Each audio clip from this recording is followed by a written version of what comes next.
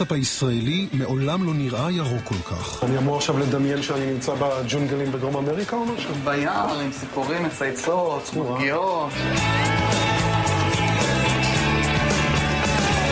משרדי פאר, השקעות ענק, חיזורים מסיביים מכל העולם, ממש סיפור הצלחה. זה היה בערך החדר הכי חשוב במשרד. אוקיי.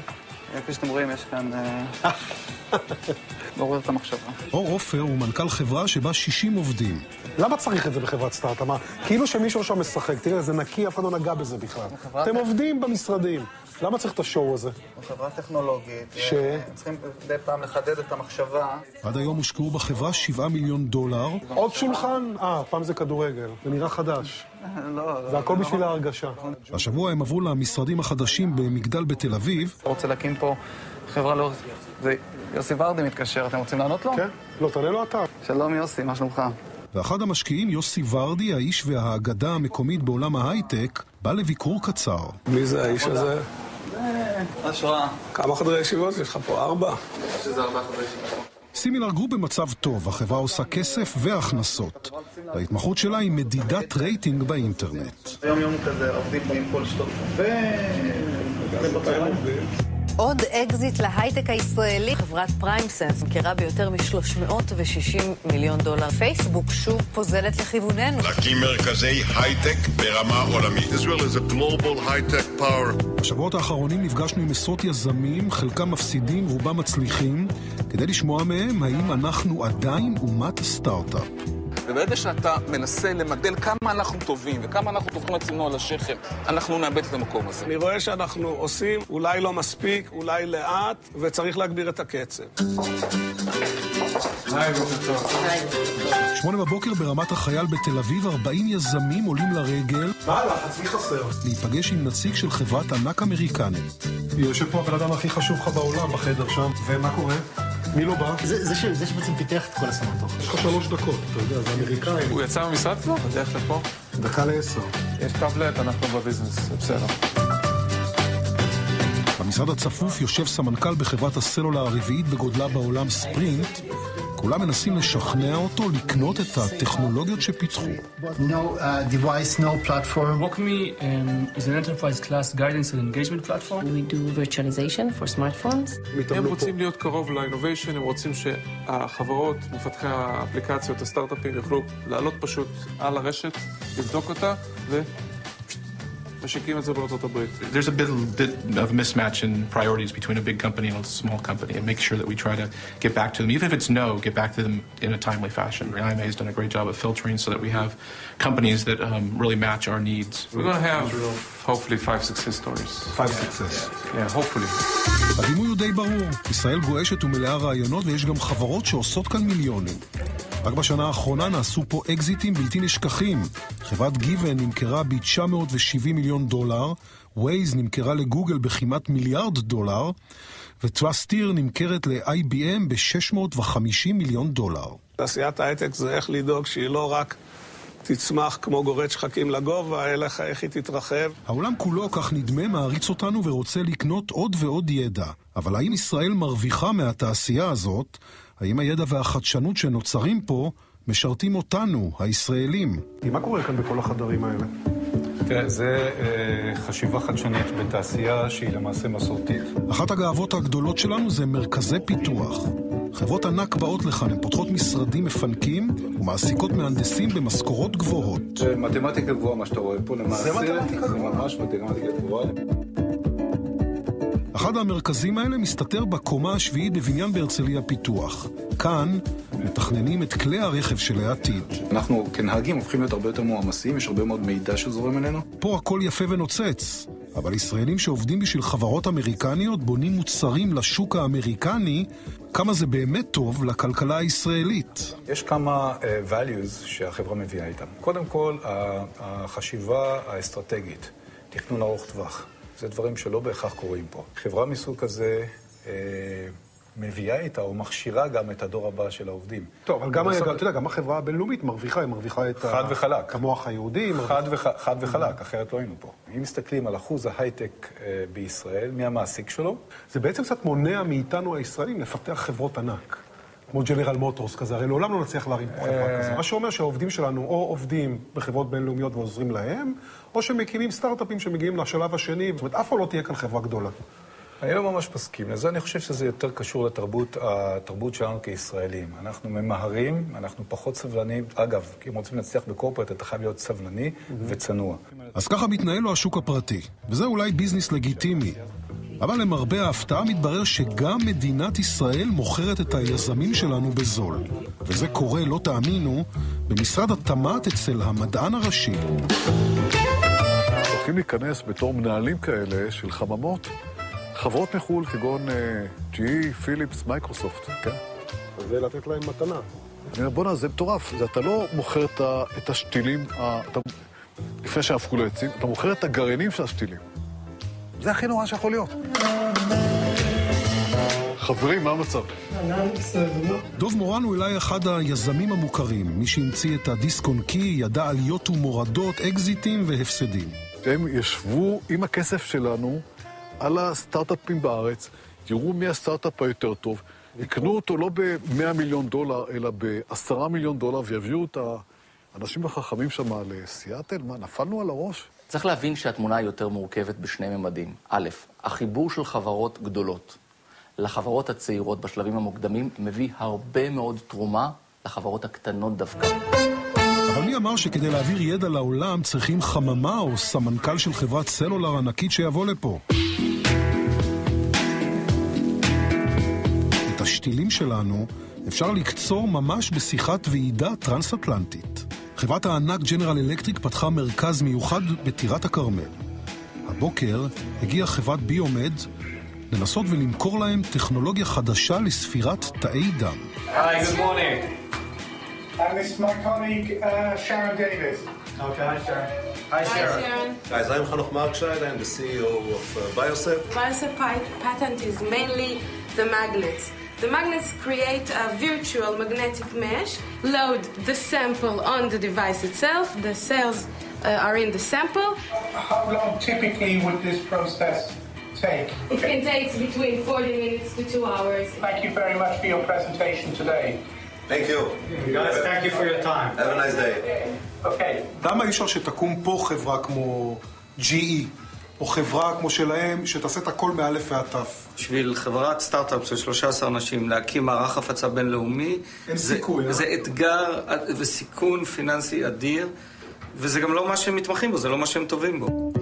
אנחנו מדינה קטנה, עם המון תירוצים למה הכלכלה פה לא צומחת, למרות ההייטק המשגשג, אבל ברגע שנסתכל מה קרה בסינגפור, כבר לא יישארו לנו תירוצים. לפני 30 שנה היו הנתונים הכלכליים של שתי המדינות די זהים. בסינגפור, כמו בישראל, יש בערך אותה אוכלוסייה, אבל שם ידעו לפעול אחרת. מערכת החינוך שם הייתה טובה יותר, וגם ההטמעה של מקצועות ההייטק בכוח העבודה הייתה מצטיינת. וכך במבחני פיזה התלמידים בסינגפור במקום השני, כשאנחנו מדשדשים אי שם במקום ה-41. וכמה מפתיע שהם מייצאים הייטק במספר האסטרונומי הזה יותר מ$126 מיליארד. ישראל מסתפקת ב$8 מיליארד. הבעיה של המדינה שהיא לא משקיעה בחינוך, ולא יוצרת יותר מהנדסים, וברמה זאת הבעיה. צריך את המהנדסים ואת מערכת החינוך הטובה. ואנחנו עדיין לא מנצלים בארץ את ההון האנושי. אנחנו לא נוכל להמשיך להיות תחרותי אם לא נגדיל את הכמות ואת האיכות. אני מסרב לשבת על ערימת האפר עם שק ולהתגרד ולהגיד נגזרנו. לנו זה לא הסיפור, זה לא הנרטיב של מדינת ישראל, מה אני יכול לעשות? סך הכל נעשתה כאן עבודה לא כל כך גרועה. אז הפעם אנחנו מתחילים להבין למה כלכלת ישראל כנראה לא תרוויח מהצלחת ההייטק. בפרקים הבאים נבדוק לאן הולך הכסף, ובעיקר מי הם אלה שמצליחים להוציא מכאן רעיונות ואנשים בלי שאנחנו מבינים אפילו מילה אחת ממה שהם אומרים. 1, 2, 3, 4. 1, 2, 3, 4, 6.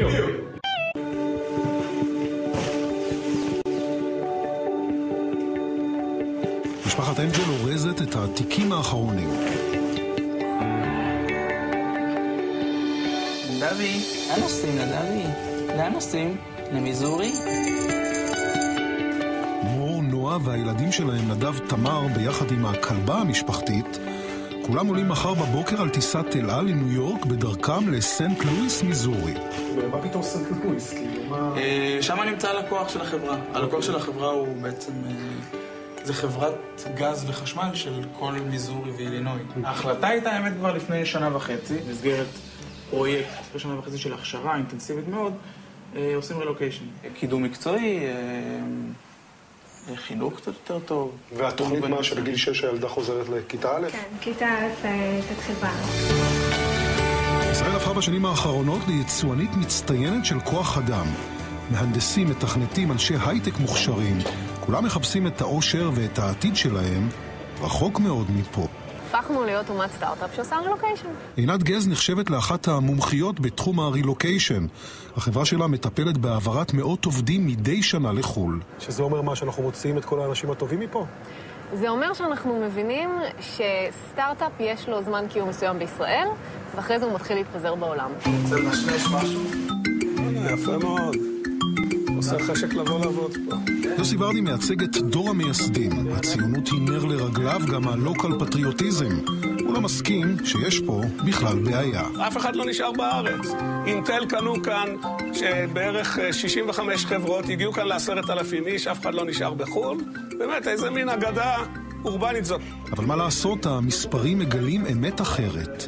בשנת 2010 עשו 4,000 איש רילוקיישן, 3 שנים אחרי המספר כבר מוכפל, 8,000 ישראלים עוזבים בשנה אחת.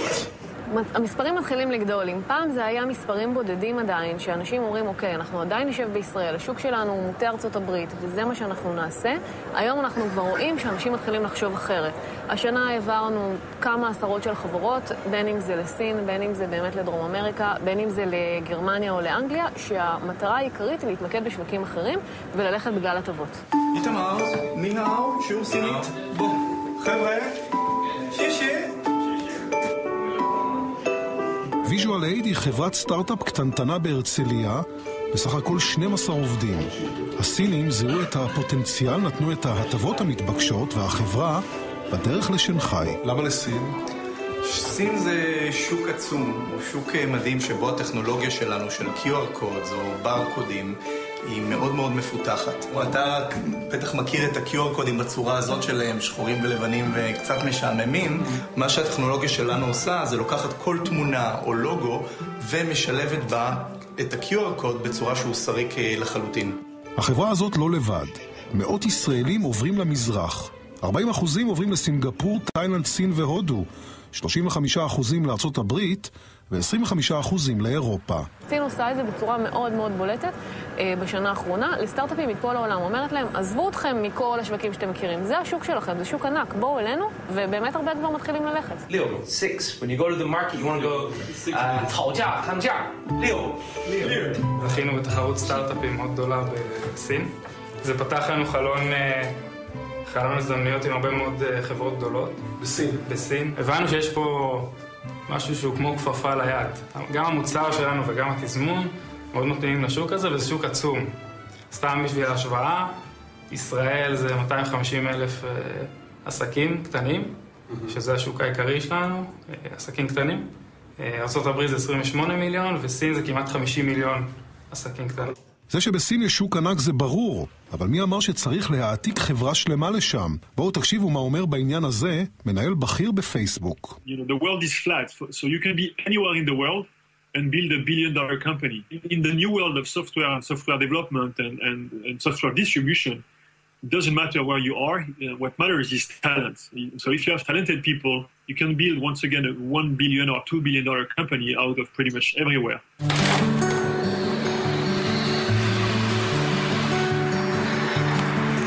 טוב, השעה 9 וקצת, אני בדרך למשרד עוד טיפה ישנה. תום גולדברג עזבה לגרמניה לפני 1.5 חודשים. אנחנו נמצאים עכשיו מחוץ למשרד, שסך הכל יש כאן די הרבה סטארט-אפים. היא מנהלת מוצר בחברה שמתמחה בפתרונות חכמים לבעיות בתחבורה הציבורית. זה המשרד, עכשיו צוות פיתוח, יש להם את הפגישה של כל בוקר. השכר שלה הוא די זהה לישראל, כ-22,000 שקלים בחודש, אבל ברלין, ואת זה כולם יודעים, זולה בהרבה מישראל, וגם משתלם יותר לחיות שם. עבדתי בקרן הון סיכון, ואחת מחברות הפורטפוליו של הקרן הזו הייתה בעצם גו-יורו. ואז התחלתי לעבוד עם החברה. והיה חיבור ממש טוב. ובאיזשהו שלב הם פשוט הציעו לי לבוא לכאן ולהיות המנהלת מוצר. רילוקיישן זה דבר מבורך, הוא עוזר מאוד. רק השאלה בסופו של דבר איך אנחנו גורמים גם לתנועה לכיוון השני. וזה היום לא קורה. וזה מה שעצוב מאוד במגמה הזאת. ישראל היא מדינה מוצלחת, יש לה המון אסטס, אבל היא לא יכולה להיות אי. היא לא יכולה לעמוד מול כל העולם ולהגיד, פה אנחנו נתחנך את כולם, כולם יבואו אלינו. זה מתחיל בדברים הכי פשוטים שיש לנו. אתה לא יכול לדבר על בריחת מוחות מצד אחד, מצד שני לאסור על טלנט לבוא לארץ, על קריטריון אחד, סליחה על הבוטות, ברית מילה. כן, אין פה שום טעות. מדינת ישראל הנאורה שהצמיחה פה חברות חכמות, פטנטים ואין סוף מיזמים, עדיין לא תאפשר לנוצרי או מוסלמי גאון כמה שיהיה לבוא לפה לעבוד. גם הוא סוג של עובד זר לא רצוי, טלנט או לא. ואם חשבתם שהישראלים זוכים ליחס מיוחד, אז גם פה מדינת ישראל ממש לא מתאמצת. אם אני אחזור אחרי 3 שנים, אני בסכנה מאוד גדולה מיסויית מבחינת מדינת ישראל, ואם אני אשאר 5 אז אני בסדר, כבר ניצלתי מהסכנה הזאת. אז רילוקיישן, מי שיכול והחברה מאפשרת לו, בממוצע הופך להיות 5 שנים כבר. אין ספק שבמדינות המערביות אנחנו רואים קדנציות שניות ושלישיות. שזה כבר 15 שנה. ועדיין אנשים שבמהות שלהם אומרים, אני אחזור לישראל. לצערי, אני אחזור לישראל הזה, לא ברור מתי הוא יקרה, וגם לצערנו לא ברור כמה הם יהיו כבר תרומה למשק כשהם יחזרו לכאן. למטה שלנו בינלאומי, יש לנו חצי מצוות ההנהלה שלי נמצא בישראל וחצי נמצא בניו יורק. אחד היזמים המובילים בישראל, ירון גלאי, שעשה בעבר אקזיט של $100 מיליון, לא חשב פעמיים כשהקים חברה חדשה והעביר את כל המטה שלה לניו יורק. המטה מבחינת שיווק ומחירות ופיתוח עסקי נמצא בניו יורק, ואני חושב שזה חשוב כי פה השוק העיקרי שלנו. אני חושב שהחלק של החברה שמוכר לשוק ופונה ללקוח צריך להיות בשוק עצמו. לא משתלם לנסוע ל3 שנים. שהמדינה בעצם לא פותחת לך את הדלת יפה בבחינת מיסים. זה נכון. 3 שנים זה עדיין זה גבולי. זה לא מדויק, כי זה עדיין זה גבולי. יכול להיות שנמשוך את זה, אולי קצת יותר. בסופו של דבר, מי שלא חוזר, בסופו של דבר זה איכות חיים, זה מה שמכריע. וזה נכון. כששואלים את עובדי ההייטק למה הם עוזבים, יש להם תשובה ברורה מאוד. בסקר שערכה חברת רילוקיישן ג'ובס התברר ש66% אומרים שזה משפר את רמת החיים, 8% טוענים שמדובר בקידום מקצועי, ורק 6% עוזבים בגלל האתגר המקצועי. אבל למרות האלפים שעוזבים, יש גם מספיק טובים שנשארים. כל פינה פה, כאן, בבניין יש סטארט-אפים קטנים, גדולים. פה עכשיו פותחים אופן ספייס של מיינדשר. בפרק הבא נלווה את היזמים שהולכים כל הדרך אל האקזיט ומוותרים על האפשרות להקים חברה גדולה בישראל.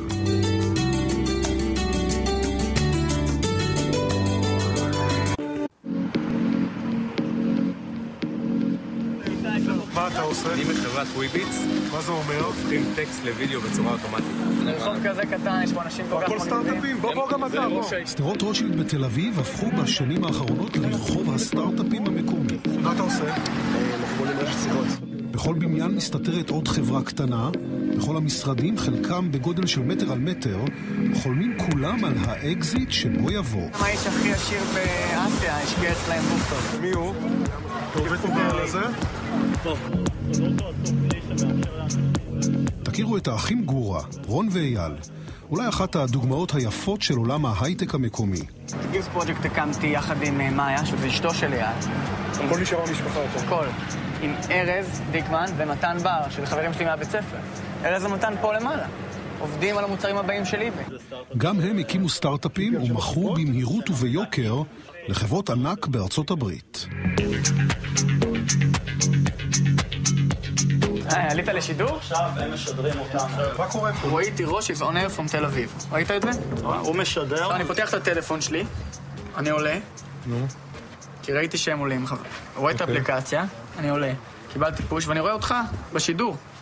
שני האחים, כמו כולם, במרדף בלתי פוסק אחרי האקזיט, והם לא לבד. אני יזם שמגיע מתוך רעב, יש יזמים שמגיעים מתוך אמביציה, יכול להיות שהם מהסוג הזה, אני מגיע מתוך איזשהו רעב, והכסף הוא בהחלט מטרה. שאולי יהיה אקזיט ואולי תכניס... לא אולי, יהיה. יהיה. ברור, נו מה. תעשה ככה על השולחן, דפוק עליי. ככה? יהיה. יהיה, ברור, מה זה? בשביל זה אנחנו עושים את זה. בסופו של דבר, סטארט-אפ זה עסק. אוקיי, אם דנקנר יגיד לך שהוא לא עושה את זה בשביל הכסף, אז אתה יודע, אתה לא היית משקיע אצלו. והמספרים עם ישי גרין. בישראל רוב היזמים רצים אל האקזיט. בשנת 2013, 84% מהעסקאות בהייטק היו של מיזוג ורכישה, במילים אחרות, אקזיטים. אנשים מעדיפים הרבה פעמים לצאת לאקזיט, גם בשלב מוקדם מדי, מאשר להתמודד עם קשיי היומיום והסיכון של להקים חברה גדולה. הרבה פעמים יש בזה גם המון סיכוי. אקזיטים, יש קונוטציה גם שלילית וגם חיובית מדי. בסדר, חיובית מדי, נוצר איזושהי תרבות אקזיטים, נוצר איזושהי גלוריפיקציה של האקזיט בישראל בשנים עברו, ויצרו שה-50, 60, 70, 80 מיליון דולר, life-changing event. אין ספק, אקזיטים מהירים טובים אולי לחשבון הבנק של היזמים, אבל זהו החסם המרכזי שמונע התפתחות של חברות גדולות בישראל. אבל לא רק היזמים אשמים, מתברר שגם המשקיעים המקומיים. בשביל להפוך לאימפריה גדולה, אתה צריך מימון, אתה צריך תקציב שיווק של 20 מיליון דולר לשנה. אין פה את ההשקעות בסדרי הגודל האלה. ולא חסר בישראל כסף מקומי להשקעות. הבעיה שהמשקיעים הגדולים בארץ, המוסדיים וקרנות הפנסיה, לא במשחק. הם מעדיפים להשקיע וליפול ב-IDB ובעסקאות אחרות, רק לא בהייטק. התחושה של אותן גופים, לפחות לטענתם, שהם לא מבינים מספיק את התעשייה הזאת בשביל להשקיע בנכון. אז הם מעדיפים נדל"ן ברומניה. תשובה לזה היא, כן, הם מעדיפים נדל"ן ברומניה. זה שהקרנות הפנסיה לא משקיעות, זה בעיה שלהם. קרנות הפנסיה האמריקאיות כן משקיעות בחברות כאלה. עכשיו, הסיבה שלא הנפקנו בתל אביב היא שפשוט אין שוק לחברות הייטק בישראל. אין משקיעים, אין בנקאים, אין את כל התשתית. בניו יורק יש לך את האנליסטים, יש לך את הבנקאים, יש לך את הלקוחות. יש לך מערכת מאוד תוססת ומקצועית, שגם עוזרת לך, גם בגיוס הכספים וגם בפידבקים וגם בתחרות. אז אם אנחנו יוצאים מתוך הנחה... בארץ יש לך רק עורכי דין ורגולטורים.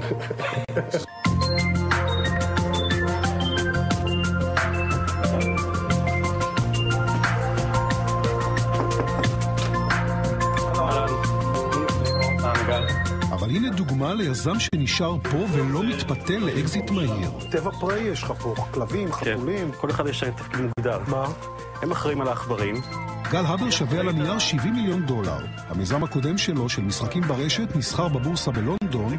המיזמים הנוספים שלו כולם כאן בארץ. כשאתה מסתכל בעצם מה יש ומה אין בעצם, אז אתה יכול לראות שהיו כבר כל מיני מתחרים שראינו שוב שהיה להם מוצר לא טוב, וידענו שאפשר לקחת את זה ולעשות את זה בצורה יותר טובה. פיתחתם אותו בעצם בכסף שלכם? נכון. אז מה, אין קרנות, אין שום דבר? שום דבר. זה היה כל כסף שהגיע מהבית בעצם, מאיתנו. בוא נגיד, העלויות שלך הרבה יותר זולות שאתה עובד שנה בחינם. כן. אז זה בעצם הסיכון האישי שלקחנו, שכל אחד עבד בעצם בחינם במשך שנה. כולם מדברים על זה בהייטק, אתה אף פעם לא מביא את הכסף שלך, אתה תמיד הולך ומביא כסף של אחרים, גם אם יש לך. אני מאמין אחרת. אוקיי. אני מאמין שאם אתה יכול, למה לדלל את עצמך? אם אתה באמת מאמין במוצר, אל תדלל את עצמך ותעשה את זה בעצמך. כשאתה לא מגייס את הכסף מבחוץ, יש לך אינטרסים שונים מאשר משקיע חיצוני ששם את הכסף בחברה. ומי שמוכיח באמת שאפשר להקים פה חברת ענק משגשגת הוא זאבי ברגמן, מנכ"ל נייס. מספר החברות ההייטק הגדולות בארץ הוא קטן, אבל אנחנו גם נדירים בעולם. לפני 27 שנה הקימו יוצאי צבא את החברה. היא יומה הראשון כחברה, חשבה על עצמה כחברה גדולה. זה התבטא בעובדה שהחברה התרחבה למספר עסקים ולא נשארה בעסק אחד, ובנוסף זה התבטא בעובדה שהיא משלב מאוד מאוד מוקדם, היא התחילה גם לגדול אורגנית ולהתפתח לעוד שווקים, אבל גם לרכוש חברות נוספות. את שנת 2013 סיימה נייס בהכנסות של 970 מיליון דולר, הרווח 163 מיליון. החברה רובה ככולה בישראל, הכל נעשה מפה. מודל המימון היה מודל אחר, היא לא מומנה על ידי קרנות הון סיכון, ולכן הלחץ על אקסיט היה יותר קטן מאשר במקומות אחרים. לקרן הון סיכון אין את הכיס העמוק להוציא צ'ק 30 מיליון דולר, להגיד, אני עומד מאחורי החברה הזאת עד שהיא מוכרת מיליארד, כן? בגלל המרדף הזה, אז הם מעודדים בדיוק ככה לאקזיטים מהירים, ואז אנחנו מתחילים לראות תהליך של נבילה לאורך השרשרת, כן? זאת אומרת, העץ הזה שאתה כל כך חותך אותו, בסוף לא גדלים שם גם השתילים הקטנים לא גדלים. זה החרדה שיש לי בהייטק הישראלי. והחרדה מוצדקת. בשנת 2010 נעשו 23 עסקאות אקזיט בסכום כולל של $1.1 מיליארד. בשנת 2013 המספרים קופצים ל-45 עסקאות בהיקף אסטרונומי של $7.6 מיליארד.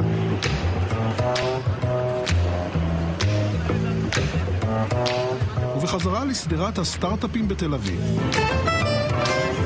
אחרי ביקורים אצל כל החברים שמחכים לכסף שיבוא, הגיע הזמן להביט גם קדימה. מסתכל על הדור הזה, יש סיכוי שהם בכלל יהיו יום אחד מתכנתים, תראה אותם. יש סיכוי שהיום לא לומדים פיזיקה, לא לומדים כלום. יש היום סיכוי שחלק מהם כבר מתכנתים היום אפליקציות מובייל, ועושים $1,000 ביום, בלי שאתה בכלל... תוך כזה זה מולכם לבית ספר. בפרק הבא ננסה לבדוק איך תיראה אומת הסטארט-אפ שלנו בעוד 20 שנה. יש לכם סטארט-אפ ארוך? לא. אם אתה רוצה לאכול בחול, אז הסטארט-אפ שלנו יעזור לך. והאם היא בכלל תתקיים.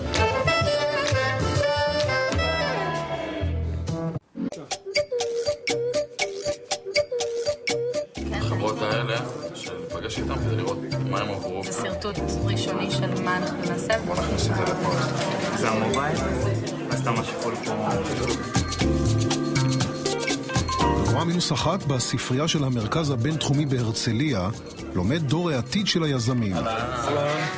כן, מה אתם עובדים? אנחנו עובדים על גלאודו, שזה... יש לנו בעצם איזשהו חידוש בתחום של קנאביס רפואי. קנאביס רפואי, טוב, זה כבר מתחיל להישמע גם מעניין. כן. במימון נדבן אמריקני עשיר, הסטודנטים מקבלים הכשרה מיוחדת. באים עם מיזם שזה רעיון שלהם, מחלקים את התפקיד בתוך הצוות, ועיקר זה בעצם העבודה המשותפת בצוותים, יחד עם מנטורים שעשו אקזיטים, או מנטורים שכבר עברו את זה, ויכולים רבות לסייע לתלמידים בהקמת המיזם. הם נבחרים מכל החוגים, וכרטיס הכניסה לכיתה הזאת הוא הצטיינות יתרה בלימודים, לא חשוב באיזה תחום. Have a gift card you like to sell, מה זה אומר? זה בעצם פלטפורמה מקוונת למסחר בגיפט קארדס. אתה יכול למכור את הגיפט קארד שלך בפלטפורמה שלנו, ומישהו יכול לרכוש את הגיפט קארד כשהוא עומד כבר בחנות, ויכול להשתמש בגיפט קארד מיידית. נראה מבטיח, אבל 20 סטודנטים מצטיינים ממש לא מלמדים לצערנו על מה שקורה במקום החשוב ביותר, המקום שאמור להצמיח את הדור הבא גם בהייטק, מערכת החינוך הישראלית. זה הבעיה הראשית. יש לנו נכסים מדהימים של אנשים, ואנחנו כמדינה לא מלמדים אותם. אנחנו מאוד מוטרדים שמשרד החינוך לא מתעדף או לא מכוון את מנהלי בתי הספר התיכוניים לתת מתמטיקה ברמה גבוהה, שזה הבסיס לכל, 4 ו-5 יחידות. אני חושב שישראל מעצמה של מרכזי פיתוח של הייטק, אבל לא בלי להשקיע הרבה בחינוך ולגדל דור של מהנדסים. חברות בסוף ילכו לאיפה שיש כוח אדם איכותי ואיפה שיש יכולת לגייס אנשים מצוינים. בלי חינוך זה לא ימשיך לקרות. ישראל נמצאת בתחתית כל טבלה אפשרית. בין שבמבחני פיזה שבהם ישראל נמצאת במקום ה-41 במתמטיקה ובמדעים, ובין שמדובר בחינוך טכנולוגי. כאן למשל, לפי נתוני ה-OECD, באוסטריה 70% לומדים את התחומים האלה, בגרמניה 57%, הממוצע של כלל אירופה הוא 45%, בישראל רק 34.5%. מחשבים במערכת החינוך זה מכה, זה מחשבי PC רובם ישנים. חוויית התלמיד הישראלי, מחשבים, facing computers, היא חוויה רעה. אם לא ניקח צעדים מעשיים אופרטיביים היום, אנחנו נהיה בבעיה, ואם לא נטפל בה היום, הבסיס או השטיח מתחת לכל מה שאנחנו קוראים ההייטק סקטור הזה, מישהו מושך לנו ואנחנו נרדמים בשמירה. יחד עם זאת, אני לא הייתי כל כך פסימי, מכיוון שאנחנו סוגרים את הפער הזה. כנראה זה בשירות הצבאי. ובאמת, מזל שיש לנו צבא.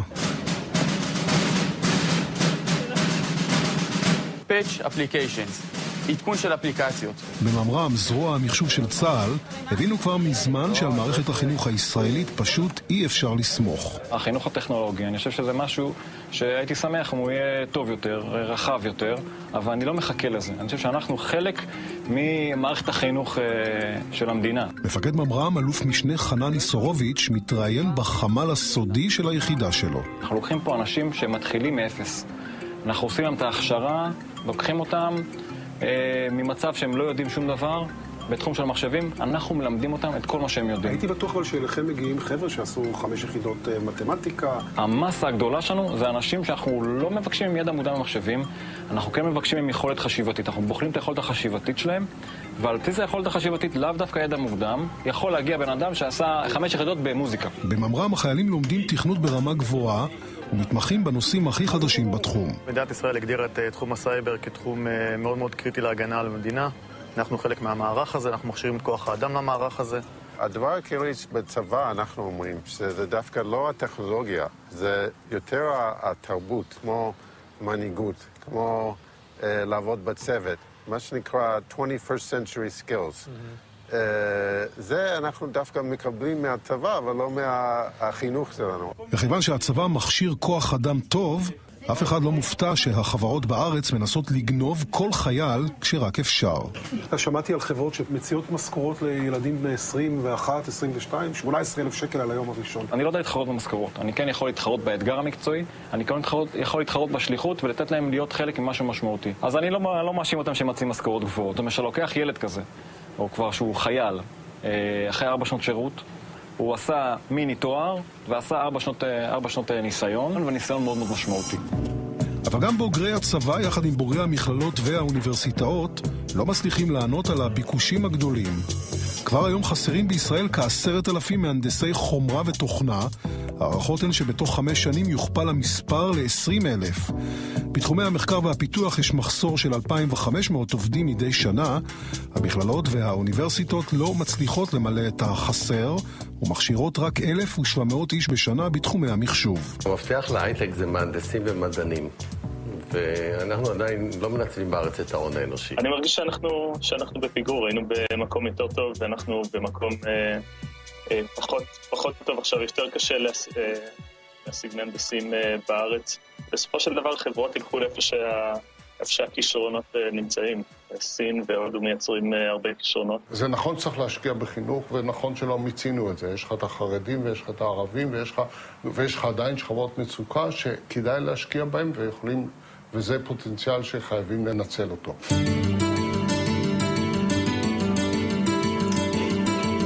איפה אתה במקור? בשפרעם. בשפרעם? גר בנצרת? לא, בטייבה.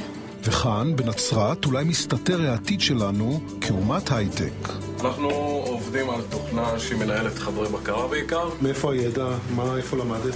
אני למדתי באוניברסיטת תל אביב. אנחנו כולנו צוות אחד, אנחנו עובדים על פרויקט של חברת Nice Systems, שזה סיטיואטר, שזה לחברת שדה תעופה בלוס אנג'לס.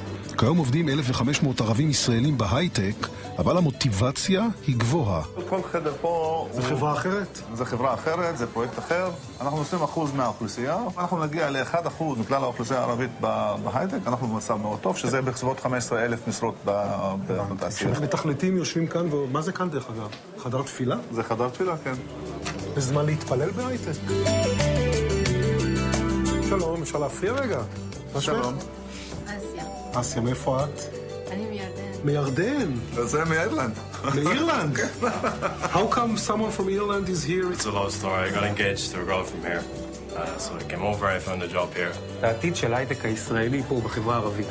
יש פה מסביבנו, בערים פה נצרת, שפרעם, טירה, בכל הכפרים באזור, הון אנושי עצום, מצבור עצום של אנשים משכילים, שההייטק הישראלי צריך אותם בשביל לעשות את הקפיצת דרך הבאה. ואתם כאילו בעצם מתחרים בהודו.